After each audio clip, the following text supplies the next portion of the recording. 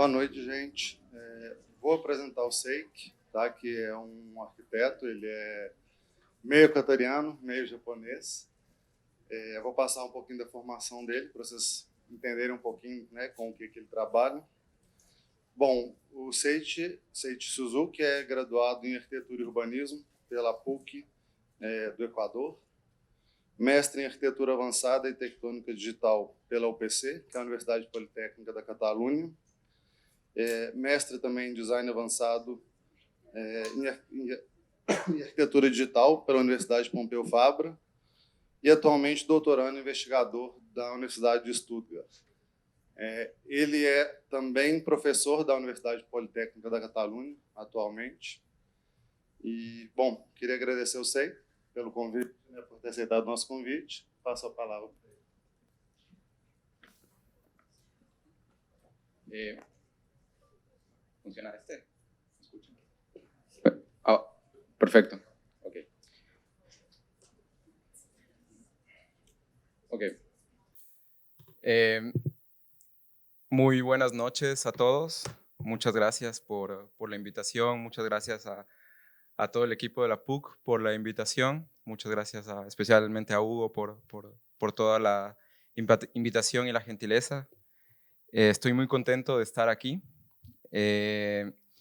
Voy a dar la conferencia en español. Voy a intentar hablar despacio para que todo el mundo entienda. Y por favor, al final, cualquier pregunta que tengan, estoy muy gustoso de poder responder. Hay una pequeña aclaración, las láminas están en inglés, entonces intentaré traducirlas de cierta manera y eso. Entonces quiero comenzar con la idea de el diseño computacional integral. Y quisiera empezar con una pregunta, un poco saber qué es el diseño computacional. Todo el mundo, creo que hoy en día sabemos lo que es una computadora, sabemos usarla de cierta manera, pero ¿qué es el diseño computacional? Creo que la primera pregunta o la primera respuesta que viene a nuestra cabeza es los modelos CAD. Usar el AutoCAD, usar SketchUp, usar Rhino, todos estos programas modeladores CAD, donde podemos usar o podemos básicamente dibujar en una computadora, en una pantalla digital, imprimir nuestros resultados y variar el diseño. La segunda opción, quizás un poco más avanzada, es el BIM. ¿Cuál es la diferencia dentro de todo esto? Que pasamos de un diseño en 2D para generar 3D en lo que es CAD, a un modelo centralizado de lo que sería un modelo 3D para generar todos los archivos de corte en 2D. Sin embargo, en los dos modelos, el proceso de diseño es exactamente el mismo. ¿Qué es lo que hacemos? Simplemente instrumentalizamos el ordenador, la computadora. Entonces, llegamos a un punto en el cual tenemos, en vez de tener un lápiz en la mano, tenemos un mouse, pero seguimos diseñando de la misma manera. Seguimos diseñando como hace 100 años. El proceso de diseño no ha cambiado a pesar de tener tecnología que nunca antes hayamos tenido al alcance. Seguimos diseñando igual. ¿Qué ha ocasionado todo esto? Que básicamente tenemos un paradigma de diseño que se llama de arriba hacia abajo. La idea es que tenemos una forma que siempre está preconcebida y nosotros lo que intentamos hacer es materializar esa forma poniendo más materiales dentro, intentando generar estructuras que puedan soportar esa forma que nosotros como arquitectos la concebimos o la preconcebimos en nuestra cabeza. La gran diferencia es que la computación no funciona así.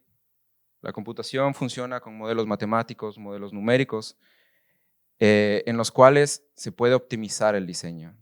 Esto es el poder real de lo que es la computación. Eso es lo que hablamos del diseño computacional. Esto es el diseño computacional.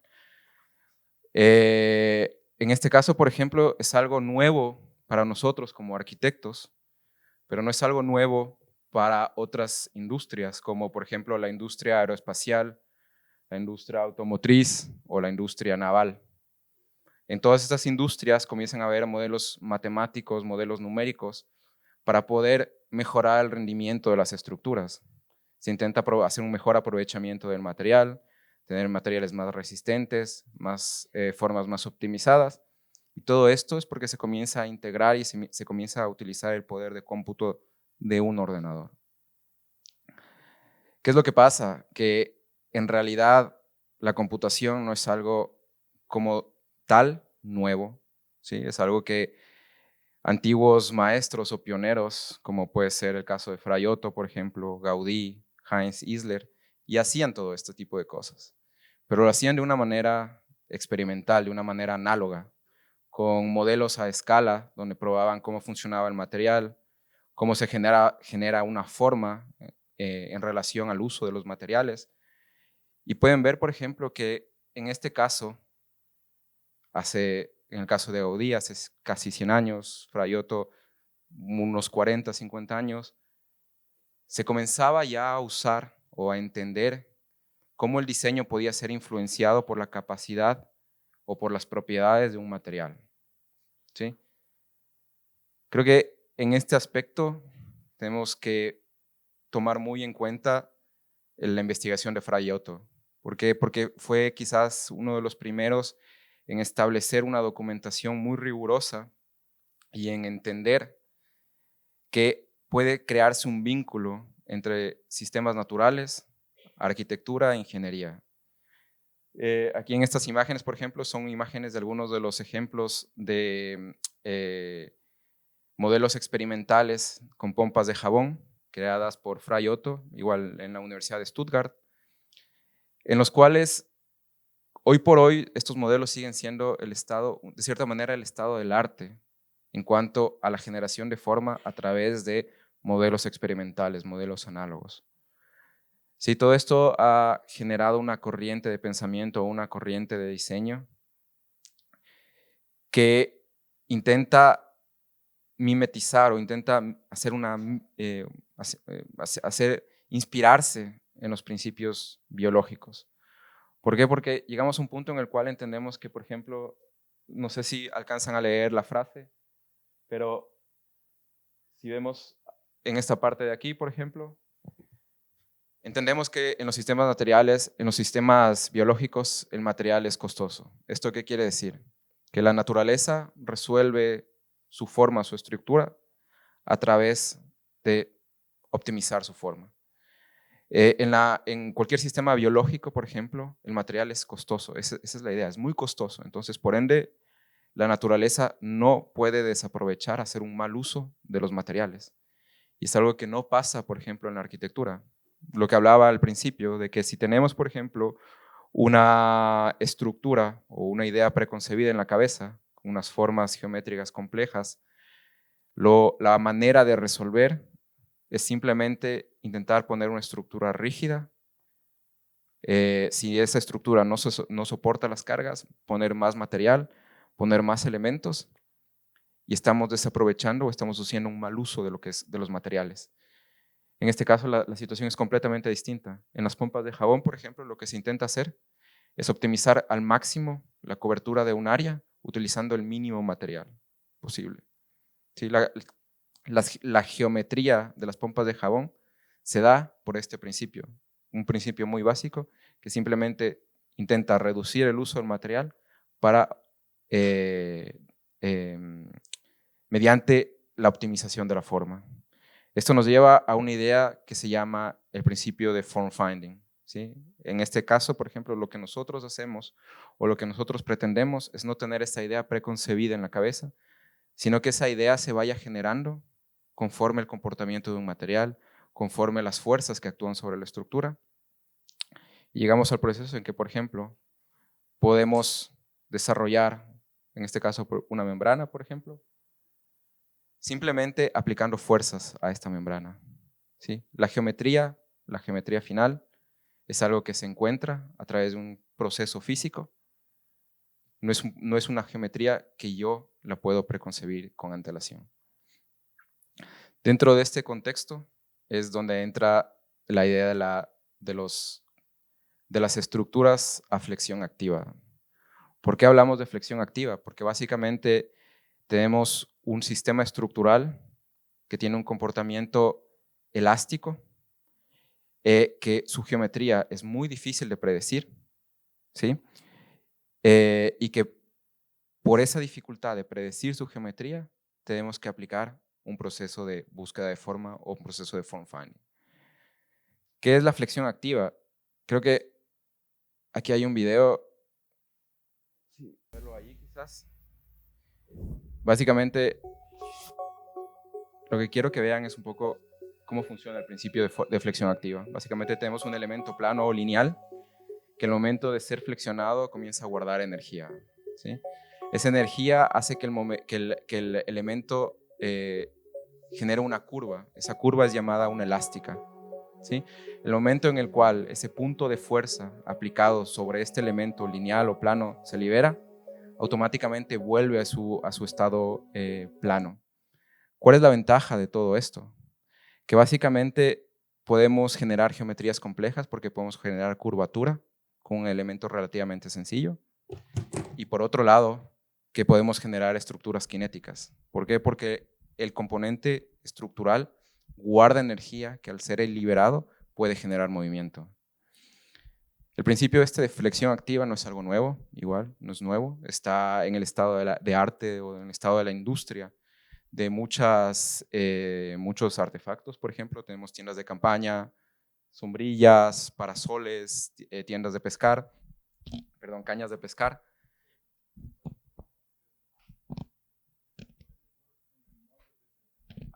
Sí.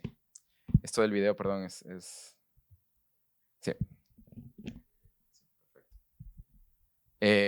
Y tenemos, por ejemplo, aquí tenemos un poco los artículos que se han desarrollado en base a este principio. Pero claro, esto es una industria nueva, todos estos productos son industrializados.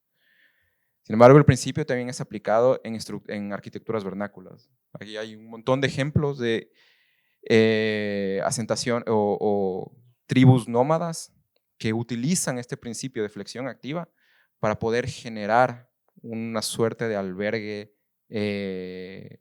temporal, ¿sí? Lo interesante de todo esto es que a pesar de ser un principio estructural, que se podría decir que realmente comienza a tomar mucha fuerza hoy en día con la introducción del modelado numérico, de la simulación arquitectónica, en el proceso de diseño, es un principio que estaba ahí desde hace mucho tiempo.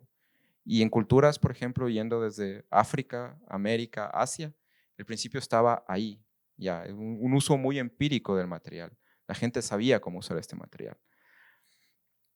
La idea esta de la flexión activa tomó fuerza o se retomó de una manera mucho más experimental y mucho más planificada con el desarrollo del multihalle de Mannheim de Fray Otto. ¿Sí? Es sumamente interesante. ¿Por qué? Porque el diseño de esta estructura se la hizo en los años 70. Es una estructura muy compleja desde un punto de vista estructural, pionera en lo que son estas elastic grid shells, estos cascarones de malla elásticos. ¿Sí? Desde esta estructura, desde este proyecto, se abrió una nueva área de investigación que fueron estas elastic grid shells. ¿Y qué es lo interesante de todo esto? ¿Cuál fue qué fue lo interesante del desarrollo? Que básicamente se desarrolló a través de una experimentación análoga. Se lo mencioné antes. En los 70s, el poder de cómputo, los ordenadores no estaban al alcance de todo el mundo, ¿no? Es un desarrollo que comenzó apenas. Los métodos numéricos estaban en pleno desarrollo, nada estaba establecido, no es como hoy que todo el mundo tiene acceso a una computadora. Lo que hicieron aquí fue simplemente usar modelos análogos para predecir esta forma elástica del material. Y llegamos a hoy en día, por ejemplo, a que un proyecto similar como el Centre de Pompidou de Metz intentó replicar un poco el mismo principio. Pero ¿cuál es el problema dentro de todo esto? Aparentemente, formalmente, son dos proyectos que son similares, pero la gran diferencia es que mientras el multijale de Mannheim hace un aprovechamiento al máximo del material, el Centro Pompidou lo que hace es un aprovechamiento al máximo de la tecnología de la fabricación digital.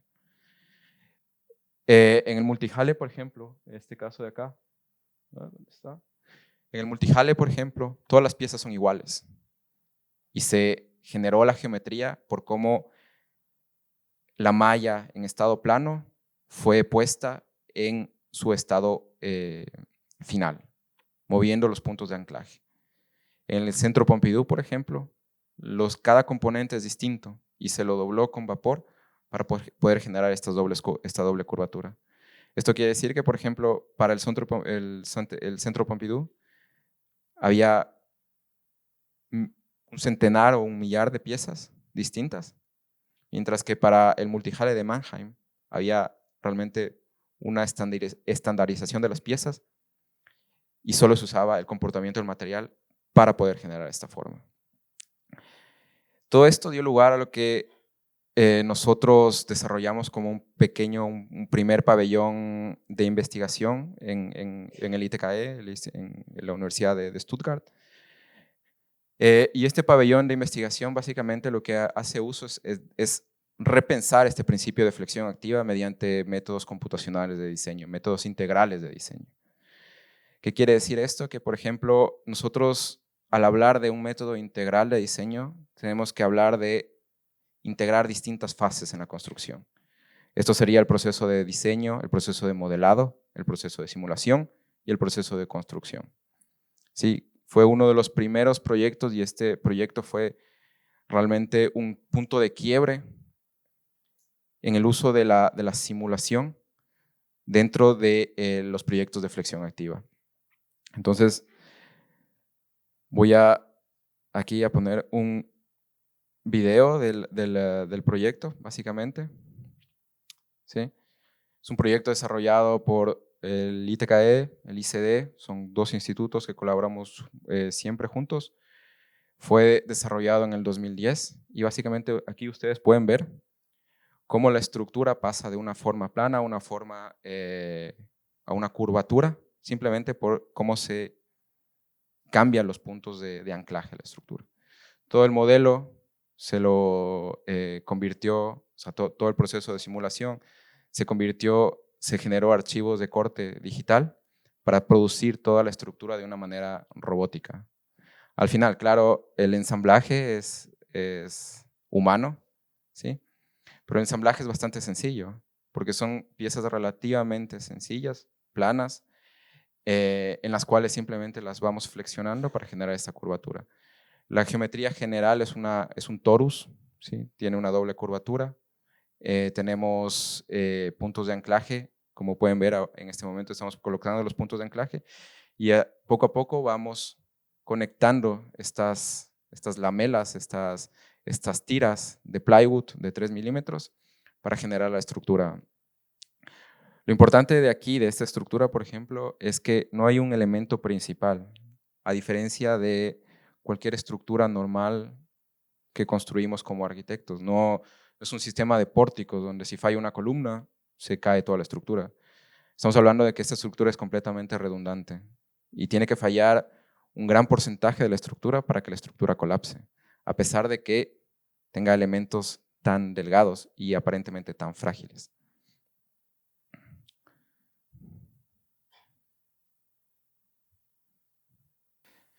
La otra ventaja de la idea de flexión activa es que se pueden incluir o puede ser acoplada con la idea de membranas, ¿sí? La idea de esto de acoplar elementos de flexión activa con membranas empezó en el 92 en una exposición universal con el fin de reducir los puntos de anclaje de las membranas. ¿Cuál es el problema con las membranas, por ejemplo? Las membranas sí, son estructuras hiperligeras, pueden cubrir grandes luces, muy eficientes, pero el problema se da en los puntos de anclaje. Todas las membranas transmiten fuerzas a los puntos de anclaje y estos puntos de anclaje no son pequeños, son muy grandes. Sí, las fuerzas que tienen que soportar son muy grandes. La incorporación de elementos de flexión activa lo que nos permite es justamente eso, reducir el punto de anclaje, porque la deformación elástica de este componente en flexión activa permite que la fuerza se distribuya dentro del componente y permite también reducir la cantidad de anclajes dentro del mismo. A partir de ello, se generaron hoy en día muchas investigaciones con relación a la combinación de componentes a flexión activa y membranas. Estos componentes los llamamos textiles híbridos, ¿sí? Porque no deja de ser un textil, pero tampoco es un textil que está trabajando a pura tensión, está trabajando también, hay elementos que están trabajando a flexión. Entonces, desde este punto, nosotros comenzamos a catalogar qué tipo de estructuras podemos generar. Entonces, tenemos, por ejemplo, aquí, todos estos elementos son elementos que se pueden flexionar. Y básicamente lo que nosotros podemos flexionar son elementos lineales, ¿sí? Que puede ser una varilla de fibra de vidrio flexionada, o puede ser una lamela, un plato. Simplemente podemos flexionar también el plato. En el momento en el cual comenzamos a combinar elementos a tensión, podemos generar distintos tipos de tipologías, que son estas. Lo interesante de todo esto es que la geometría, la complejidad geométrica que permite este acoplamiento de textiles con flexión activa es increíble, permite un espacio de diseño fantástico. ¿Por qué? Porque tenemos dos elementos que están trabajando, que permiten generar curvatura y que permiten que esa curvatura se pueda construir de una manera muy sencilla. El otro principio también que les hablaba es esto de la cinética. ¿Por qué la flexión activa es tan importante en este apartado? Porque básicamente, como el elemento flexionado guarda energía, lo que les dije, comienza el momento en el cual esa energía es liberada, hay un movimiento para regresar a su estado plano.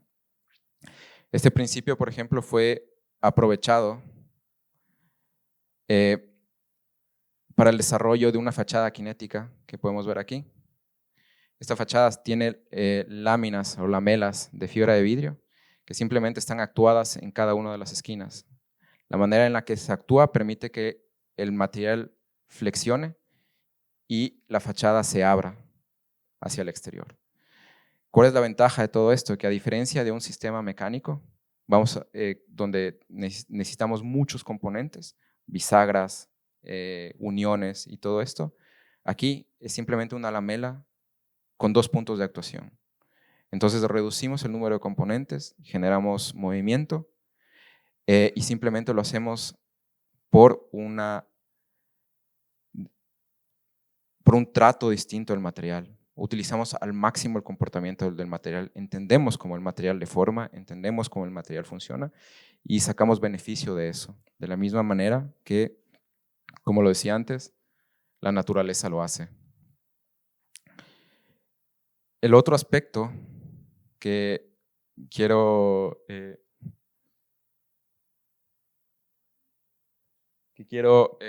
continuar a ver. Este fue un pabellón que nosotros construimos hace un año, utilizando este principio de flexión activa. La idea de este pabellón también era un poco actuarlo, que pudiese moverse, que tuviese que se pudiese abrir o cerrar conforme los usuarios se acercan a él. Recuerden que esto es investigación pura, ¿sí? Estamos hablando de una estructura, un demostrador de un principio, de muchas tecnologías que se van juntando para poder demostrar un principio tecnológico. Las aplicaciones arquitectónicas pueden ser varias, pero estamos hablando de investigación pura de tecnología aplicada a la arquitectura. Lo interesante de este pabellón fue que básicamente nosotros comenzamos a doblar láminas o tiras de fibra de carbono que fueron producidas, en este caso manualmente. Entonces, el color negro de la estructura es porque es fibra de carbono toda la estructura. Entonces, vamos a ver, por ejemplo, el principio.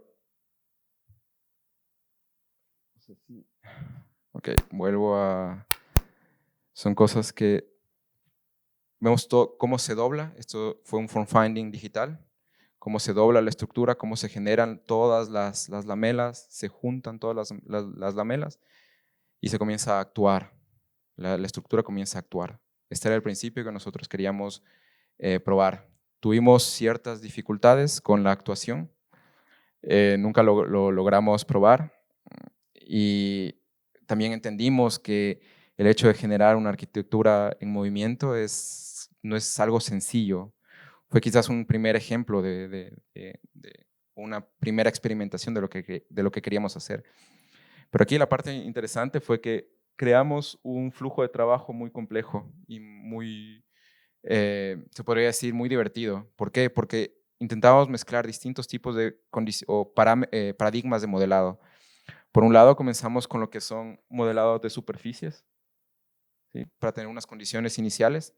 Esta no iba a ser la geometría final, simplemente iban a ser las condiciones iniciales. Luego pasamos a una simulación rápida, es este punto de aquí. La simulación rápida me refiero a un sistema en el cual yo pueda entender el comportamiento físico del material de una manera muy interactiva y de una manera muy real, ¿sí? No necesito tener una aproximación al máximo de la solución final, pero necesito tener una interactividad con el modelo, ¿sí? Desde este punto podíamos mandar información hacia un modelo mecánico mucho más preciso, solamente de soluciones ya maduras, cuando ya el diseño, la fase de conceptualización ya se superó, ya teníamos soluciones más maduras, soluciones más interesantes, mandábamos el modelo a una simulación mecánica. Pero lo interesante de todo esto es que desde el punto inicial hasta el punto final, trabajamos con distintas fases de modelado, con mayor o menor precisión, incluyendo el comportamiento físico del material. Entonces, aquí pueden ver un ejemplo de cómo pasaba, de cómo se generaba el modelo de form finding. Básicamente, condiciones iniciales, planarización. ¿Por qué planarización? Porque simplemente tenemos, la única manera en la que podemos construir algo curvo es con elementos que puedan ser desarrollables. Es una condición geométrica que siempre tenemos que garantizar, ¿sí? Una vez que teníamos la planarización, es decir, que podíamos desarrollar estas geometrías, pasábamos a la etapa de relajación. La etapa de relajación es simplemente la etapa en la cual nosotros buscamos esa geometría, es la aplicación de este proceso de form finding. Con la experiencia de este pabellón, desarrollamos un segundo demostrador en este caso. Este demostrador lo acabamos de terminar en junio. Es un pequeño demostrador. ¿Cuál es la diferencia de todo esto? Que redujimos la escala y trabajamos en este caso con el estado del arte de fabricación. Colaboramos con el Instituto Aeroespacial de la Universidad de Stuttgart, que nos dio máquinas, nos ayudó nos dio máquinas para poder trabajar en la fabricación. Y el proceso de esta estructura, por ejemplo, cómo funciona esta estructura, tiene muchos aspectos, ¿sí? Lo que estamos hablando aquí en este caso es, por ejemplo, lo que estamos hablando en este caso es que, por ejemplo, tenemos fabricación robótica, tenemos, ¿me escuchan ahí? Sí. Tenemos fabricación robótica, tenemos control, la estructura necesita sentir lo que está pasando en su alrededor, y tenemos la parte de lo que es simulación. Entonces, si vamos un poco a ver el video, que vuelvo una vez más a salir de la presentación. Entonces, quiero que vean un poco el video de la presentación de esta estructura. Entonces, una estructura que se activa, es activada por el usuario. Es una pequeña instalación. La parte interesante de todo esto es que, como toda estructura que hemos desarrollado, partimos de un principio también biológico. Entendimos que en ciertos sistemas, por ejemplo, hay cámaras de aire dentro de los sistemas biológicos, en los cuales hay una actuación, hay un movimiento que es activado por estas cámaras de aire, por una actuación neumática. Nosotros intentamos replicar eso, encontramos un patrón de folding, de pliegue, y en los cuales en cada pliegue incluimos un actuador neumático, y fuimos evaluando paulatinamente cómo se podía ir activando, cómo podíamos controlar estos actuadores neumáticos. para generar movimiento. El proceso de fabricación es relativamente sencillo porque, como les comenté, todo se fabrica de una manera plana. Pero ¿qué pasó aquí? Que tenemos que tener mucho cuidado con la orientación de las fibras. Entonces, para flexionar algo, la parte más importante en este juego es la orientación de las fibras. Entonces, en este caso, nosotros utilizamos un brazo robótico, que es la colaboración que hicimos con otros institutos, para poder agregar fibras de carbono en distintas direcciones y generar la flexión que nosotros necesitamos. Sí, el proceso son distintas fases de producción, todo fue relativamente fácil desde un punto de vista del trabajo manual, a diferencia del pabellón anterior, porque aquí todo fue robotizado. Por ende, el margen de error fue mucho menor.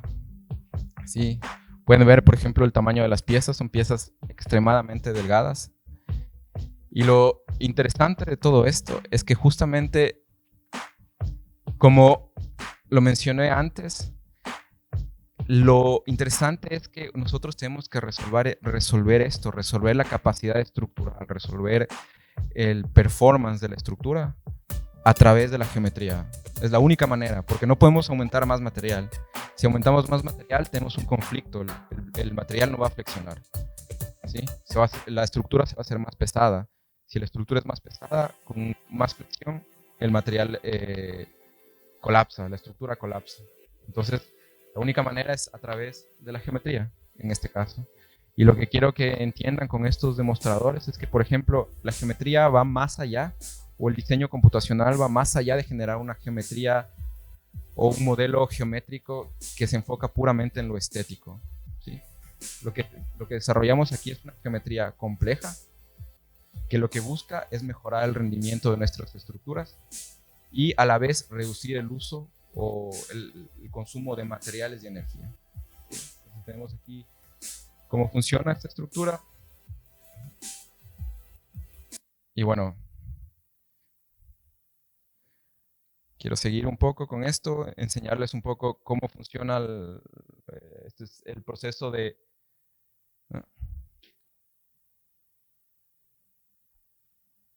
Este es el proceso de diseño, básicamente.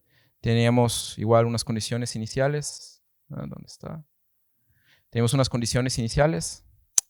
Aquí, condiciones iniciales. Teníamos una aproximación con una simulación rápida. ¿Sí? Incluíamos más detalles en el modelo, una aproximación con una simulación un poco más compleja. Y generábamos los archivos de corte para toda la estructura. Aquí tenemos distintos ensayos, distintas pruebas de cómo la estructura flejaba de acuerdo al comportamiento del material, de acuerdo a la orientación de las fibras. Y bueno, con esto, por ejemplo, lo que entendimos o lo que se entiende con todo esto es la importancia de incluir la simulación dentro del proceso de diseño. Pero como mencioné, hay distintas fases o distintos tipos de simulaciones que se pueden incluir. Si es una simulación mecánica completamente orientada hacia el análisis, no es buena para nosotros como arquitectos, porque no podemos diseñar con eso. Es una simulación que está diseñada para analizar. ¿Qué tipo de simulaciones son buenas para nosotros? Esto es un área de estudio de la gráfica computacional, se llama Physically Based Modeling, y básicamente son simulaciones de realidades plausibles, se podría decir. Es decir, yo no voy yo no quiero, no me enfoco en la precisión de la simulación, pero me enfoco en una simulación que parezca real. ¿Sí? Esto es aplicado en películas, videojuegos, en mucho tipo de industria gráfica.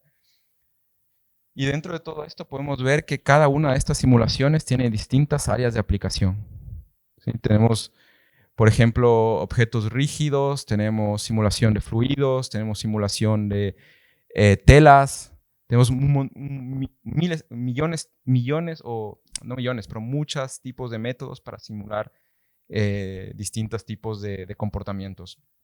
Es más, es casi incalculable los avances que hay cada año con relación a la simulación, a estas simulaciones de cierta manera no tan precisas, ¿sí? Por el desarrollo de la industria de la animación y de los videojuegos y de las películas. Pero en este caso, por ejemplo, vemos un diagrama de las distintas herramientas de simulación física, de estas simulaciones físicas rápidas, que se comienzan a introducir en la arquitectura, ¿sí? Entonces, comenzamos a ver poco a poco que hay cada vez más simulaciones físicas. Todas estas herramientas que están en un color blanco son basadas, es un método que está basado en fuerzas. Y estos de aquí son simulaciones rápidas que están basadas en restricciones, ¿sí? Ambos métodos vienen de la industria de la animación, de la industria de las películas, de los efectos especiales. Y podemos ver, por ejemplo, aquí la aplicación de cada una de ellas. Por ejemplo, esta fue una de las primeras, de los primeros ejemplos, el superior de arriba. Esto fue en el 2002 aproximadamente. Se desarrolló una herramienta en el MIT, fue una tesis de maestría en el MIT, donde la gente comenzaba a cuestionarse por qué no aplicar simulaciones de videojuegos o métodos de videojuegos en programas arquitectónicos para generar formas funiculares, estructuras que estén trabajando a pura compresión. Lo que Gaudí hizo con sus modelos colgantes, hoy por hoy nosotros lo podemos hacer con la computadora, ¿sí? Estamos haciendo esta transición para poder hacer el proceso de form finding en computadora. Entonces, hoy en día, por ejemplo, la herramienta del medio es Kangaroo. Quizás muchos de ustedes han oído, si no es que ya han trabajado con ella. Y quizás es hoy en día, dentro de lo que es comunidad Rhino, la herramienta más utilizada de simulaciones físicas en tiempo real. ¿Cuál es la ventaja de todo esto? Que hoy en día, por ejemplo, podemos diseñar este tipo de textiles híbridos gracias al uso de estas simulaciones rápidas integradas en el proceso arquitectónico. Son estructuras igual, son estructuras experimentales. La de la izquierda, la M1, es una estructura que la desarrollamos en Alemania. La de la derecha es una estructura que la desarrollaron en Copenhague. En los dos casos se intentó experimentar al máximo la geometría y la topología del elemento, ¿sí? Intentar probar cuáles son las capacidades de modelado que se necesita para modelar estos sistemas estructurales tan complejos, donde hay una interrelación entre los elementos que trabajan en flexión y los elementos que trabajan en tensión, muy, muy complicada. Entonces, para ello lo que se hizo fue básicamente hacer un flujo de trabajo que tenía múltiples pasos. Entonces se comenzaba con un modelado topológico. No voy a entrar mucho en el detalle de la diferencia entre topología y geometría, pero básicamente las propiedades topológicas son las propiedades que se mantienen a pesar o luego de que el objeto sea deformado, se haya deformado. Entonces, en un espacio topológico, por ejemplo, una esfera es exactamente igual a un cubo, ¿sí? En el espacio geométrico no son iguales. Entonces, en este caso, por ejemplo, el espacio, la experimentación topológica se dio a través de los modelos análogos. Se crearon iteraciones de diseño para conceptualizar distintas opciones a través de una simulación rápida. Y una vez que se tenía el diseño ya una solución madura, se pasaba a una solución mecánica para analizar el comportamiento de la estructura. En este aspecto nos dimos cuenta, por ejemplo, que hay un problema dentro de este proceso de modelado, este proceso de modelado de múltiples etapas, sobre todo a nivel de arquitectura, a nivel de conceptualización de diseño. ¿Y cuál es ese problema? Es que, como les comenté, el espacio topológico y el espacio geométrico están separados. ¿Qué quiere decir esto? Que para construir una simulación, siempre tenemos que hacer una definición donde especifiquemos estos parámetros topológicos. Entonces hay una separación dentro de las dos cosas. Esto no pasa, por ejemplo, en un modelo físico, en un modelo análogo, por ejemplo, Lo que pasa con Gaudí, con las cadenas colgantes, las pompas de jabón, no existe una separación de lo que es la topología de por sí y lo que es la geometría.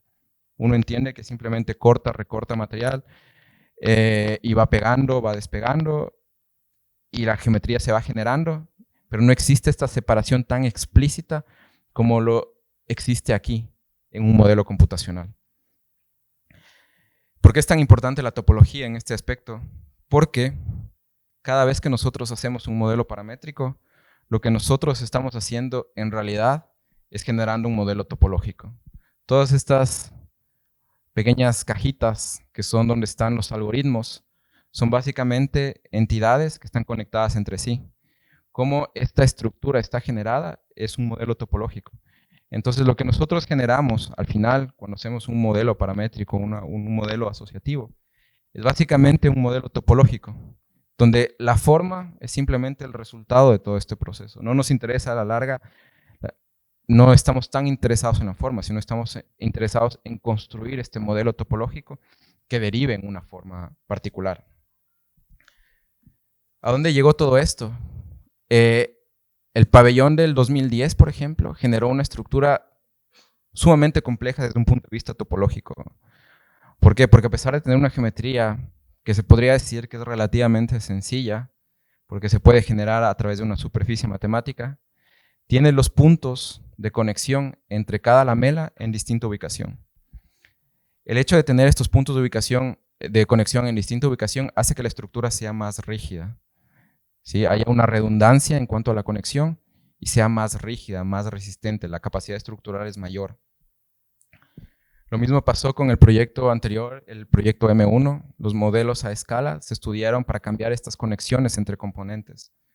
Y todo esto era únicamente posible a través de los modelos análogos. El problema de todo esto es que en la era de la computación, en esta primera era de la computación, seguimos trabajando con modelos análogos, no podemos todavía competir con lo que son estos modelos físicos, estos modelos a escala.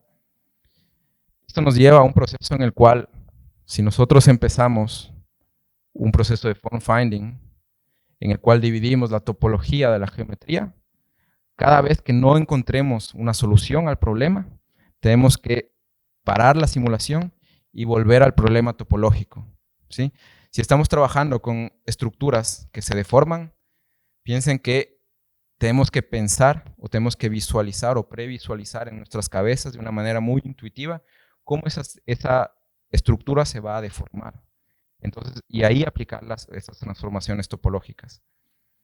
La idea que nosotros estamos proponiendo y estamos empujando dentro de esta integración del modelado físico dentro de la arquitectura es que no haya ese corte, que topología y geometría puedan ser resueltos en tiempo real, que no haya esa separación, que nosotros no tengamos que parar una simulación y volverla a construir. Así que el proceso de modelado sea mucho más intuitivo, sea mucho más interactivo, que sea algo quizás muy similar a este grado de interactividad que nosotros tenemos cuando creamos modelos físicos a escala.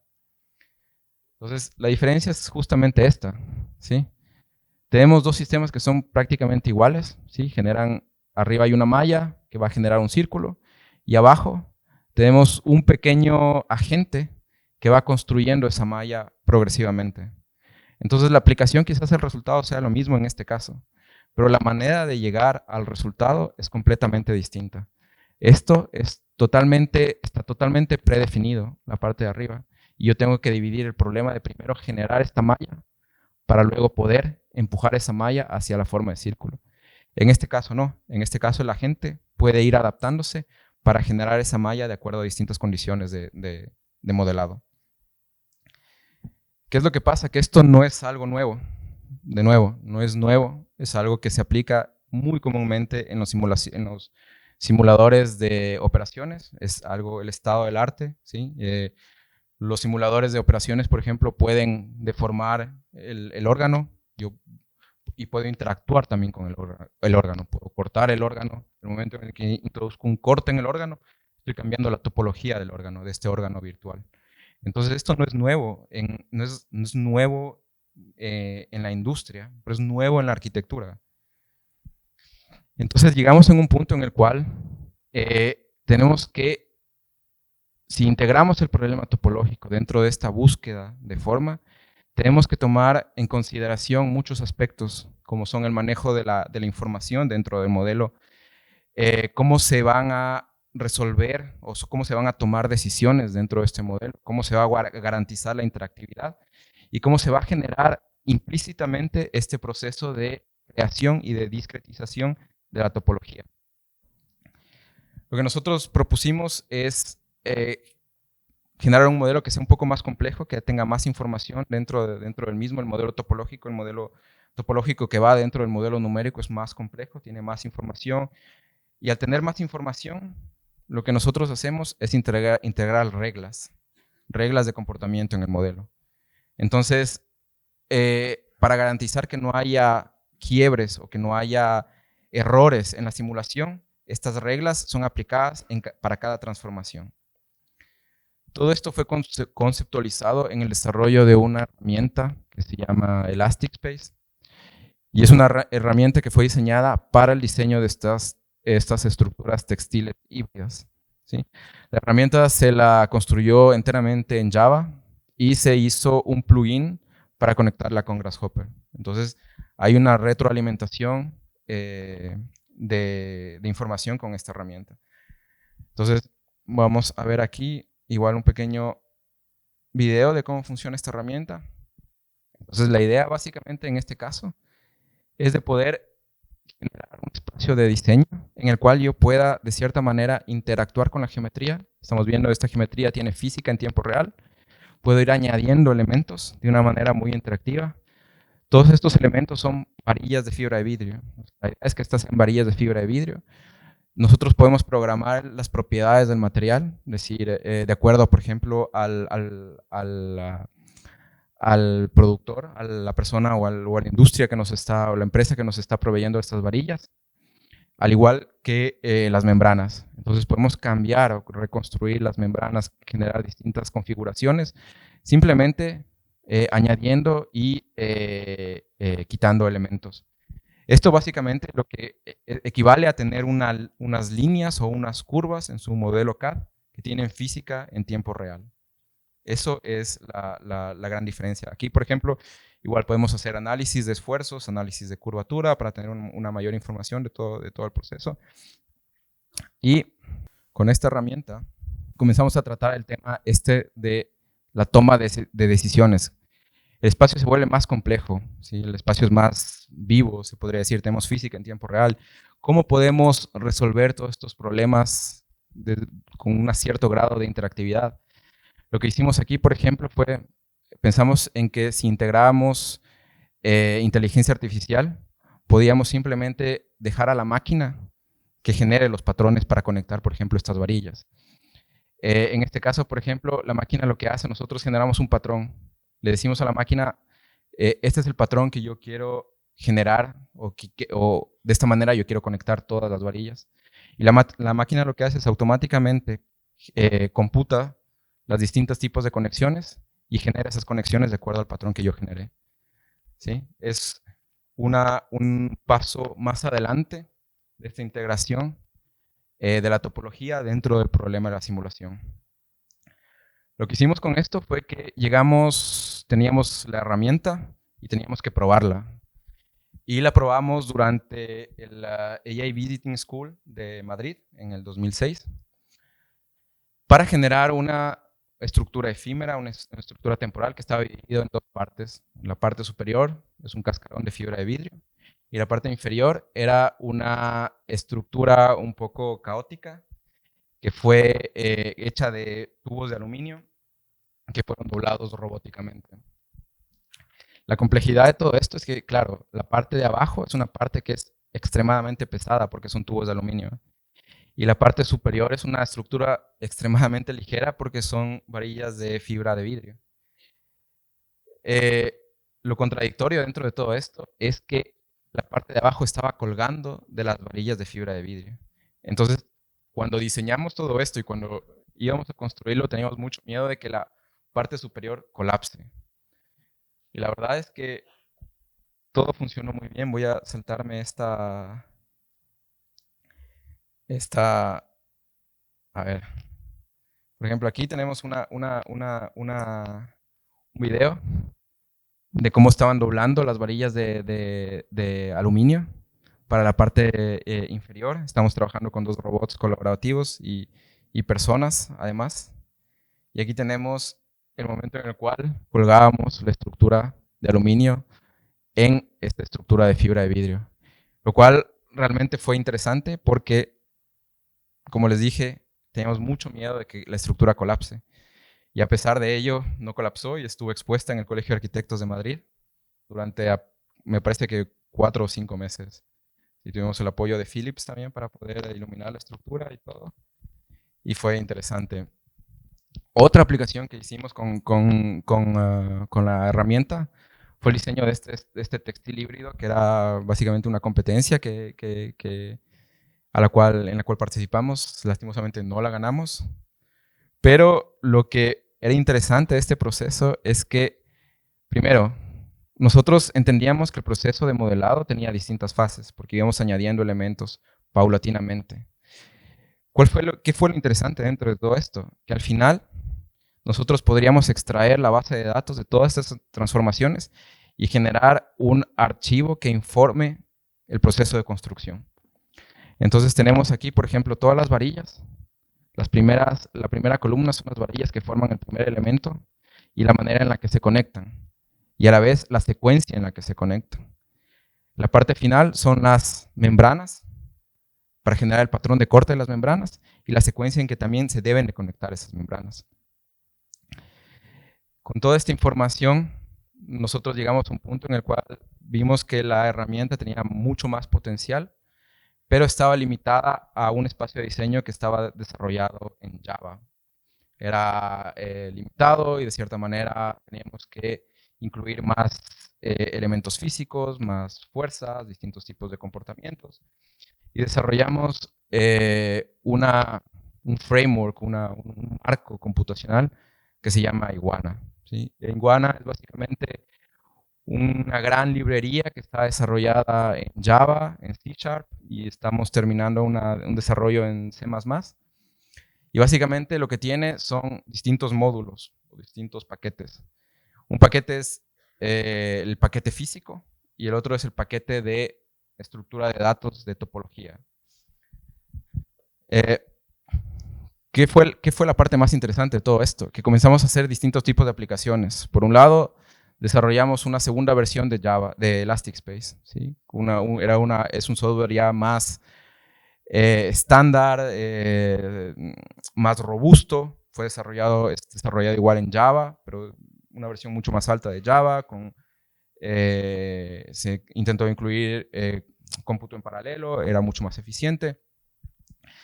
¿Cuál fue la otra opción también? Que generamos una librería que podría ser integrada con Processing. Y Processing es un lenguaje de programación simplificado de Java, que es comúnmente muy utilizado por los artistas, arquitectos, ingenieros.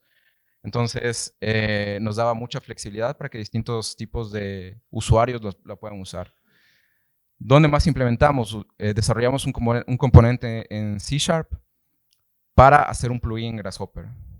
Y por otro lado, también generamos una aplicación en Unity para hacer un proceso de form finding en realidad virtual.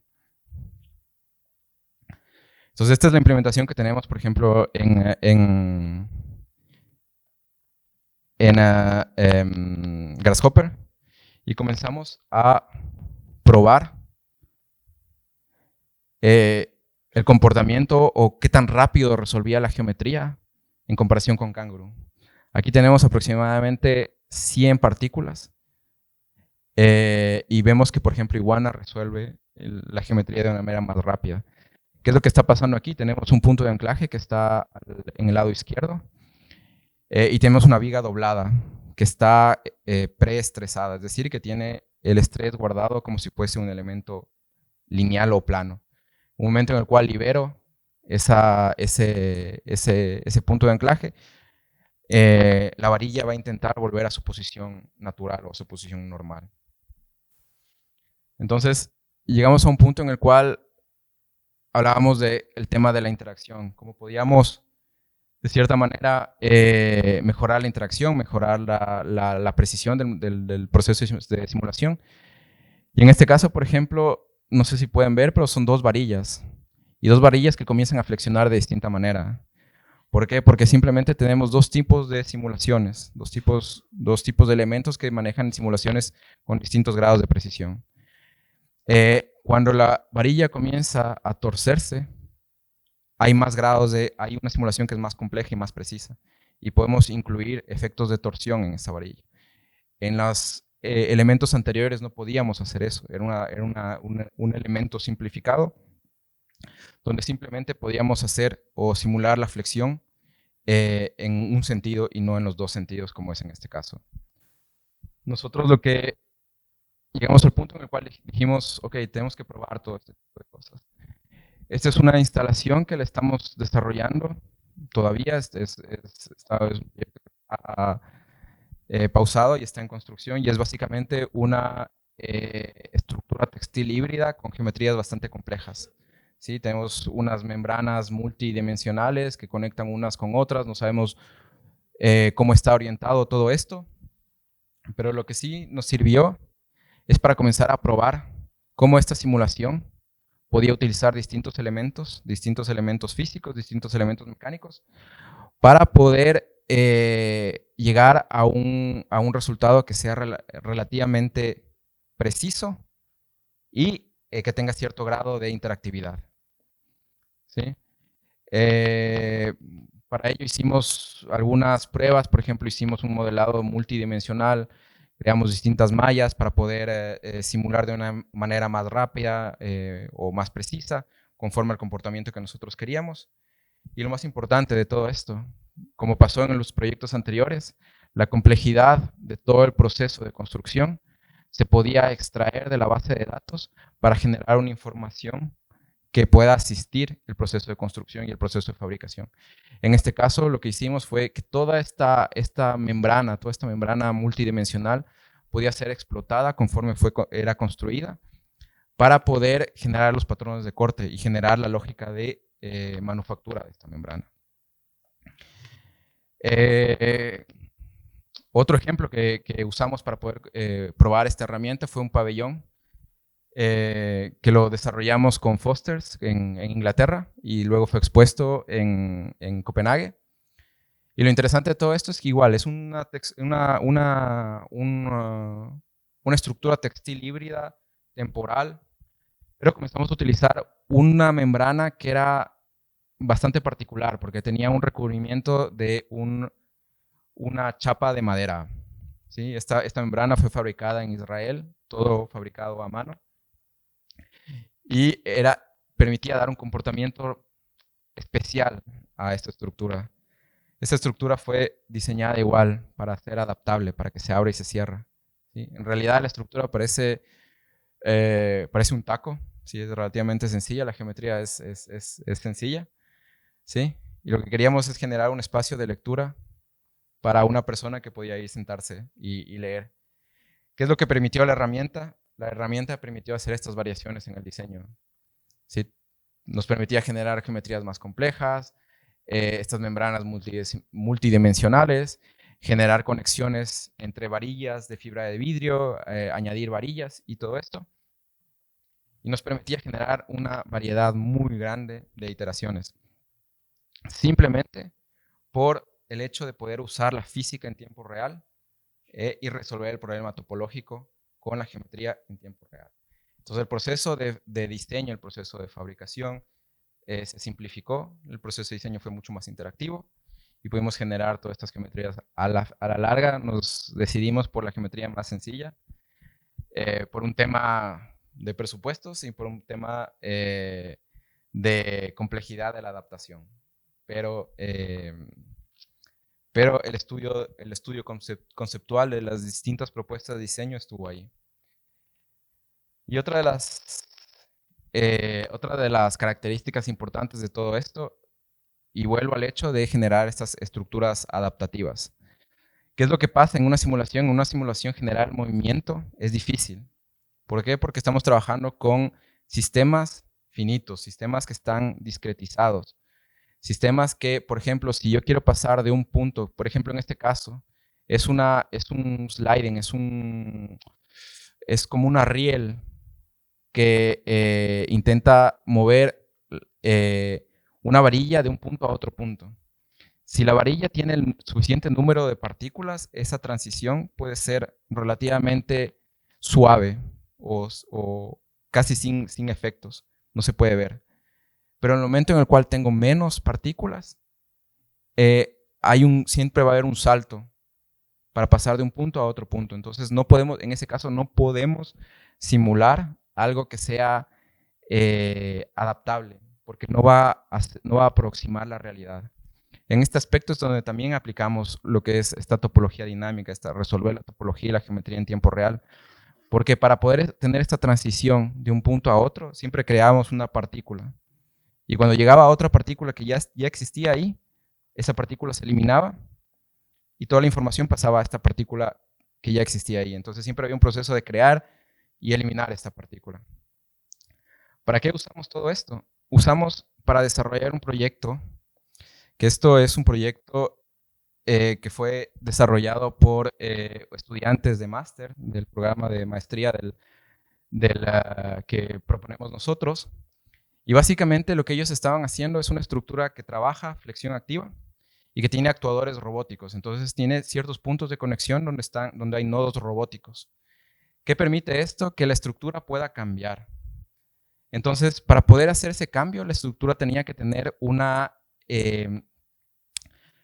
tenía que, por un lado, tener un actuador robótico y por otro lado tenía que tener una simulación que a mí me informe cuál es el estado de la estructura y por otro lado que me permita predecir si la deformación que voy a generar ahora va a generar el colapso o no de la estructura.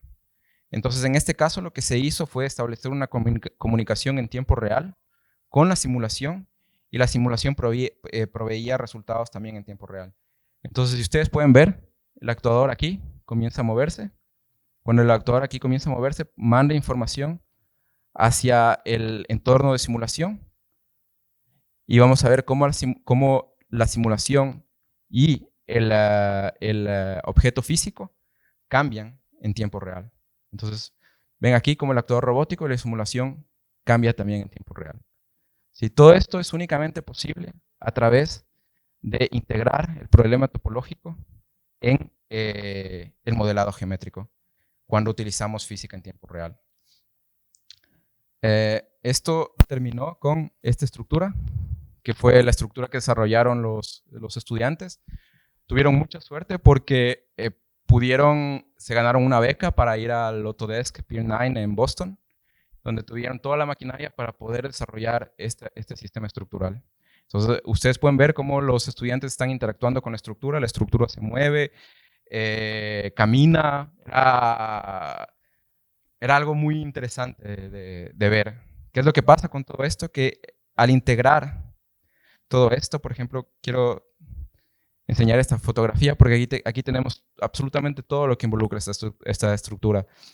Tenemos al usuario, tenemos una estructura que tiene movimiento, tenemos la simulación en tiempo real que hace estos cambios topológicos y geométricos en tiempo real, que permite informar a la estructura, informar al usuario. ¿Y qué es lo más importante de todo esto? Que genera nuevas formas, primero, de diseñar, de interactuar con las estructuras, ¿sí? Y genera un sistema. Estamos hablando hoy en día de que estamos llegando al punto en el cual la industria 4.0 va a entrar en la arquitectura. Es algo que va a pasar, es algo que quizás ya es un hecho. Y estamos hablando no solamente que los procesos de construcción van a cambiar, que los procesos que van a entrar robots a construir, vamos a tener distintos tipos de maquinarias para la construcción, pero estamos también hablando de que nuestras estructuras van a ser quizás distintas.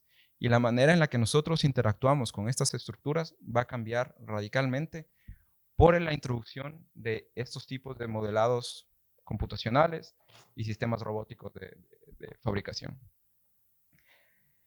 Y con esto yo solo quiero terminar con lo que esperamos construir a finales de semana, que va a ser esta estructura no es una estructura adaptativa, pero es una estructura que está trabajando a flexión activa. Y lo que intentaremos es justamente, con mucho trabajo, con mucha ayuda de los estudiantes, generar esta estructura. Y muchas gracias.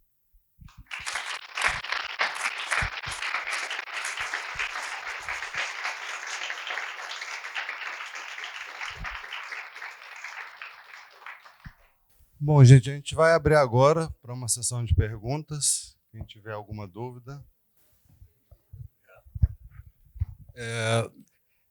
Há estudos para a utilização de estes modelos na fabricação de próteses humanas?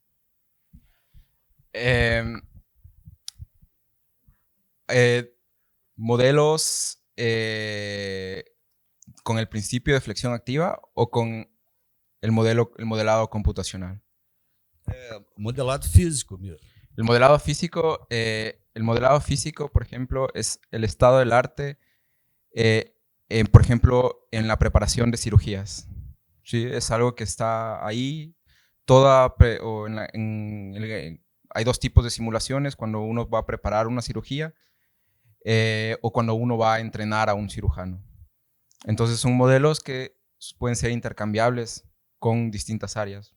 Ahora la aplicamos a la arquitectura, pero en la medicina es algo que es el día a día. Es más, en la medicina los modelos están tan desarrollados que hay aplicaciones en realidad virtual, en realidad mixta, muy desarrollados, con mecanismos para simular la interacción con los órganos y predecir al máximo el comportamento o cómo va a ser la operación.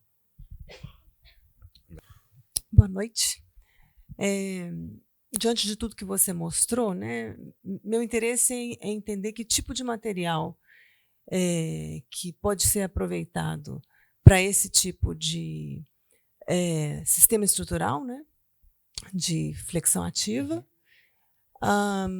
e que propriedades limitantes e que potencializam essa possibilidade, né, de trabalhar os materiais estruturais. Existe una tabla de Ashby donde podemos ver todos los materiales que se pueden usar.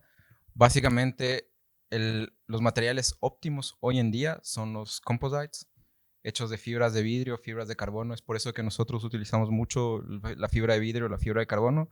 Otra opción es el plywood. ¿Sí? Lo importante es tener fibra, tener una fibra y tener una matriz dentro de todo esto. Esto no es posible hacerlo, por ejemplo, con un tablero de MDF, porque si flexionamos el tablero va a romperse. ¿Sí? Un material natural que es muy óptimo para todo esto es el bambú. Entonces, desde mi perspectiva, yo considero que, por ejemplo, el bambú va a ofrecer muchas ventajas en un futuro, porque es un material renovable, barato, y si comenzamos a integrar estos procesos computacionales con una arquitectura más vernácula, como por ejemplo el bambú, o materiales naturales como el bambú, podemos generar soluciones que no solamente estén adaptadas al primer mundo, sino a realidades más cercanas a las nuestras. Porque para nosotros, por ejemplo, en Latinoamérica, conseguir varillas de fibra de vidrio o fibra de carbono es o muy costoso o simplemente no tenemos acceso a ello. Pero el bambú sí. Entonces es algo que quizás conforme vaya pasando el tiempo pueda producir una revolución en los materiales. Boa noite. Eu tenho uma questão de ordem mais prática, tentando entender como que a gente poderia desenvolver aos poucos e trazer isso mais para a nossa realidade, trazer mais para perto, talvez, dos espaços públicos, que é onde me interessa mais. Então, por exemplo, tem ordens diversas de materiais. Dentro desses processos de fabricação, questão de custo, durabilidade do material para ficar em áreas externas, quais são a probabilidade, tempo de duração mesmo, muitos são para amostras, né? Para pavilhões, como tem aí, e o tempo de processo dessa simulação para a construção. Então, como que fica esse processo mesmo em ordem de viabilizar isso para inserir na prática. Bueno, con relación a la primera parte de los materiales y la durabilidad de los materiales, claro, todo esto es investigación, ¿sí?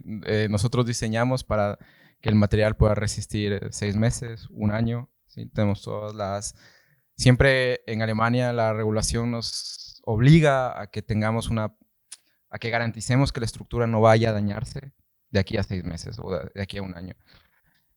Pero claro, el problema es que justamente no hay estudios, como todo esto, estamos en una fase de investigación, no hay estudios, no hay ni siquiera un código que nos diga si podemos construir o no con esto. Entonces, parte de la investigación, algunos colegas toman parte de esta investigación con relación al desarrollo de códigos, de cómo se puede probar este tipo de materiales para generar un código de la construcción que pueda ser aplicada, en este caso, en Alemania. Hay otra cosa también, que uno de los principios, por ejemplo, de Fray Otto, era que las estructuras tenían que ser temporales, porque eso permite que haya un impacto reducido de la huella de las estructuras en nuestro entorno. Entonces, al hablar de una estructura ligera, lo que nosotros también estamos hablando es de una estructura temporal. A la larga temporal puede ser 20 o 30 años, pero que la huella de esta estructura no genere un impacto de aquí a 1000 años, porque estamos cambiando la forma de construcción. Por otro lado, el tema de la simulación. Igual, todos estos procesos son nuevos, ¿sí? La simulación es igual, es el mismo tema que con la construcción, con los materiales, perdón. Todos estos modelos computacionales, estos modelos numéricos, son modelos que los hemos desarrollado progresivamente y que están en fase de investigación. Creo que de aquí a unos 5 años, o inclusive menos, van a ser el día a día en la arquitectura, al menos, ¿sí? En la ingeniería es algo normal, común, es muy común, todas estas simulaciones mecánicas muy precisas, pero como herramientas de diseño es algo que no es tan común. Y es algo que está progresivamente volviéndose más y más popular en la comunidad de arquitectos, porque necesitamos o tenemos este interés de diseñar estructuras ligeras y de diseñar con el comportamiento del material. Oi. A minha pergunta, baseada no nosso convívio com a construção de pavilhões, é que muitas vezes eles são gerados por processos complexos, mas terminam sendo construídos por um grupo de pessoas que manualmente concretiza a assemblagem, a montagem. A minha pergunta é de duas ordens. Uma é como você visualiza essas construções para além dos pavilhões, em maior escala, a respeito dessas máquinas ou dessas pessoas que vão construir. E dois, como você visualiza um futuro construído por tecnologias mais suaves, onde a gente sai da escala do pavilhão e passa, por exemplo, para a escala das grandes cidades. Onde você acha que isso vai chegar? Sí. Então, virou duas. Sí. A ver, con relación a la primera parte,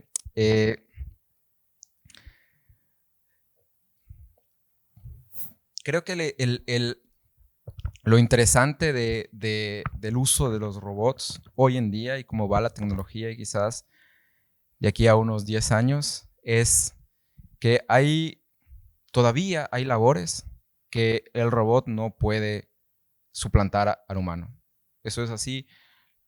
A pesar de que tenemos robots cada vez más flexibles, cada vez más desarrollados, el robot no puede totalmente suplantar al humano. Lo interesante de todo esto no me parece que la construcción sea solo de robots o solo de humanos. Creo que lo interesante sería que haya una colaboración entre los dos.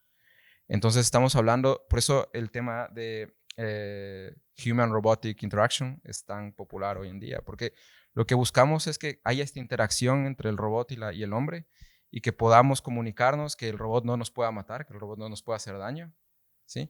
Y que nosotros también podamos delegar funciones al robot que quizás para un trabajador sean peligrosas. En un futuro, lo que yo pienso y quizás visualizo con todo esto es que lo que nosotros estamos haciendo ahora es el primer paso de cómo se verán las estructuras en un futuro. Yo estoy hablando, por ejemplo, de un sistema estructural que es de flexión activa. Es mi línea de investigación, es lo que yo he trabajado. Pero hay otra línea de investigación en el instituto que trabaja con fibras, específicamente con fibras. ¿Esto qué quiere decir? Que es quizás una de las primeras veces en la historia en las cuales comenzamos a entender que la arquitectura puede ser tejida y no es un elemento sólido. Si comenzamos a tejer arquitectura, podemos reducir la escala de los robots y podemos tener robots móviles que puedan comenzar a tejer como una araña lo hace para generar una estructura más grande. Entonces creo que la tipología y la morfología de los sistemas estructurales que hoy conocemos, que hoy en día conocemos, va a cambiar y va a cambiar muchísimo. Y creo que el futuro está justamente en la idea de las fibras. Todo va a tender a ir hacia las fibras y es algo que la naturaleza lo hace, lo sabe hacer y lo ha optimizado para ser lo que es hoy en día. Alguém mais? Então eu. Tenho duas perguntas e para começar eu queria agradecer demais, né? A palestra foi fantástica. Tivemos até uma vista de futuro de um pavilhão que ainda vai ser montado. É muito interessante ter a sua fala, porque a gente, eu, por exemplo, a maior parte dos exemplos que foram mostrados, eu acompanhei pela internet ou algumas edições da Architectural Design, né? Eu sigo bastante para o IKT.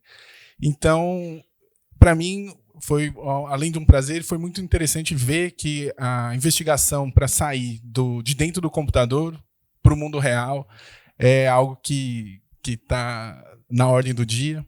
E aí, fazendo uma pergunta mais nerd, então, por que vocês não utilizaram o Firefly para fazer a comunicação do mundo real para a computação? E escolheram desenvolver o aplicativo, né, que achei impressionante a comparação do Iguana com o Kangaroo, assim, aqueles dados são assim vertiginosos, né, o quão mais eficiente é o processamento. Então, aí fiquei na dúvida, porque o Firefly ele faz essa comunicação, e aí depois, no exemplo que está com atuadores e sensores, né, me pareceu um par lógico, e aí eu fiquei mais interessado o porquê de desenvolver um aplicativo específico. É isso. Porque, por ejemplo, Firefly permite este protocolo de comunicación, pero al hacer este protocolo de comunicación estamos vinculados con Rhino y con Grasshopper. ¿Qué es lo que pasa, por ejemplo, con la estructura esta de aquí? Necesitaba crear un entorno de simulación propio porque Grasshopper funciona linealmente y es el problema de la programación gráfica. La programación gráfica funciona de un punto inicial a un punto final.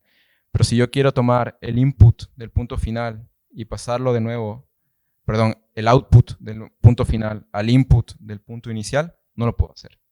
Y esa es la desventaja de la programación visual.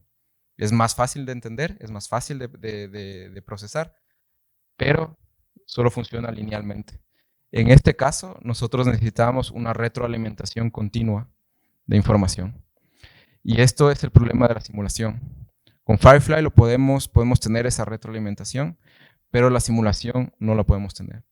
Necesitamos tener nuestro propio entorno de simulación y que pueda estar directamente diseñado para esta estructura. Firefly y Grasshopper son genéricos, lo puedo aplicar para cualquier tipo de estructura, pero cuando ya hay un grado de especificidad, se necesita crear herramientas customizadas. Creo que Grasshopper, todos los componentes de Grasshopper son fantásticos, Kangaroo es fantástico, absolutamente todos los plugins de Grasshopper son muy buenos, pero conforme se vayan desarrollando estructuras, se tienen que ir desarrollando herramientas. Porque, ¿qué es lo que pasa? Comenzamos a investigar nuevos principios que quizás el paquete CAD o el paquete de Grasshopper o los plugins de Grasshoppers no son capaces de resolver. Y el arquitecto, desde mi punto de vista, la labor del arquitecto va a cambiar. El arquitecto no va a ser el que diseña la forma, sino el que diseña estos procesos. El que diseña el software, el que diseña...